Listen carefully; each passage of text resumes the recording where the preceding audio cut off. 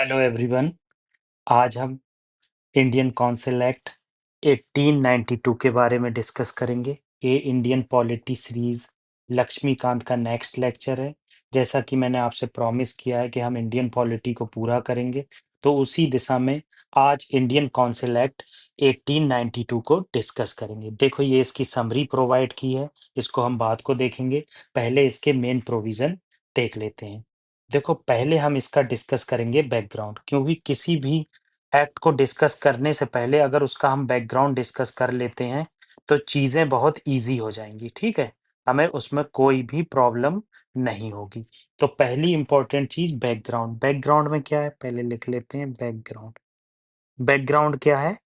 अगर आप बैकग्राउंड देखेंगे, तो हम जैसा जानते हैं कि 1860 एक्ट, इंडियन काउंसिल एक्ट 1861 आ चुका था। अब इस एक्ट में बहुत सारे चेंजेस किए गए थे सेंट्रल लेजिस्लेचर पर और प्रोविंशियल लेजिस्लेचर पर।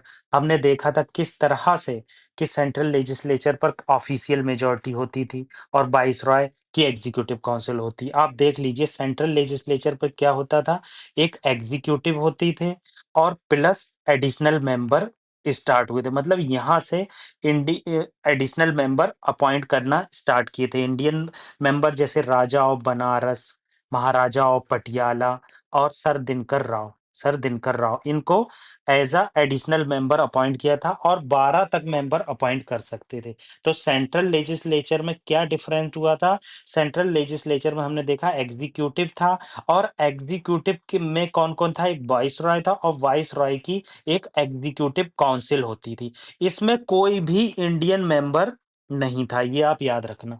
ये बहुत इम्पोर्टेंट है, कोई भी इंडियन मेंबर नहीं था एग्जीक्यूटिव काउंसिल में।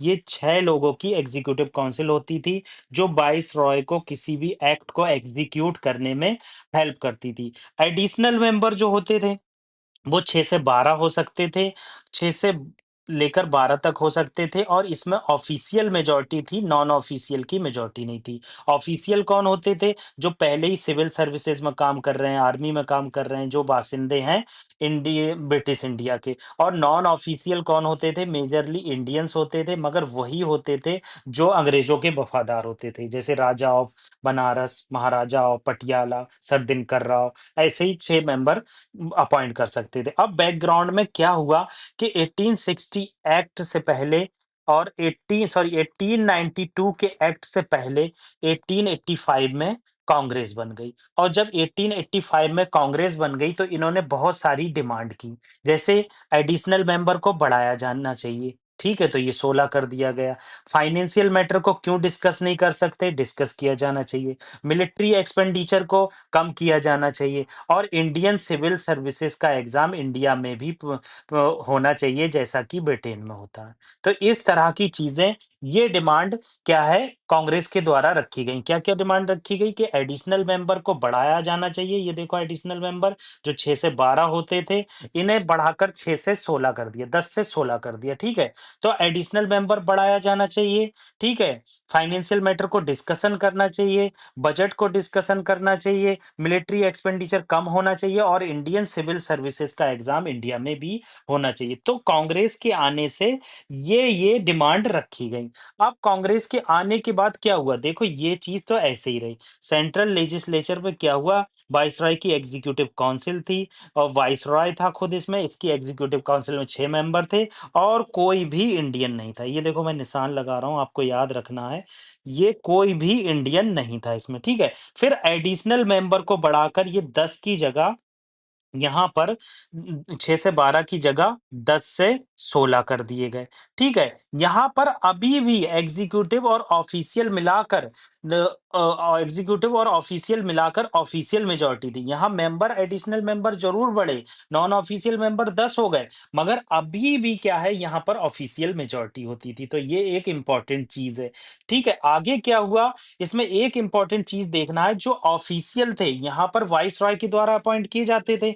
मगर जो नॉन ऑफिशियल थे, उसमें बहुत मेजर चेंज देखने को मिला। नॉन ऑफिशियल में मेजर चेंज क्या देखने को मिला? नॉन ऑफिशियल में मेजर चेंज क्या देखने को मिला? 10 मेंबर में से 5 मेंबर जो है वाइसरॉय के द्वारा अपॉइंट किए जाएँगे, जो सारे पहले वाइसरॉय के द्वारा अपॉइंट किए जा रहे थे। और अब 5 मेंबर जो है वो national chamber of commerce in Calcutta, 1 member national chamber of commerce इन कलकत्ता करेगी, प्लस 4 मेंबर जो है बंगाल, मद्रास और नॉर्थ वेस्ट प्रोविंस के द्वारा अपॉइंट किए जाएँगे। आप एक बार फिर समझ लो कि एडिशनल मेंबर्स को बढ़ाकर 10 से 16 कर दिया गया और 10 से 16 में से 5 मेंबर जो है वाइसरॉय के द्वारा अपॉइंट किए जाएँगे और 5 ये जो वाइसरॉय अपॉइंट करेगा इसकी मोहर लगेगी। बाकी 5 मेंबर जो है इंडिया से Calcutta national chamber of commerce से आएगा 1 मेंबर और 4 मेंबर जो है बॉम्बे, मद्रास और नॉर्थ वेस्ट प्रोविंसेस की असेंबली चूज करेगी। ये इंपॉर्टेंट प्रोविजन आपको पता होना चाहिए। तो मैंने ये आपसे डिस्कस किया, बैकग्राउंड बताया कि किस तरह से कांग्रेस के आने से चेंजेस हुए। ये आपको किसी किताब में नहीं मिलेगा, कहीं नहीं मिलेगा। ये रिसर्च की जाती है, बहुत ज़्यादा पढ़ाई के बाद ये चीज़ें मिलती हैं। तो पहला पॉइंट मैंने आपको डिस्कस कर दिया। दूसरा पॉइंट क्या है कि बजट।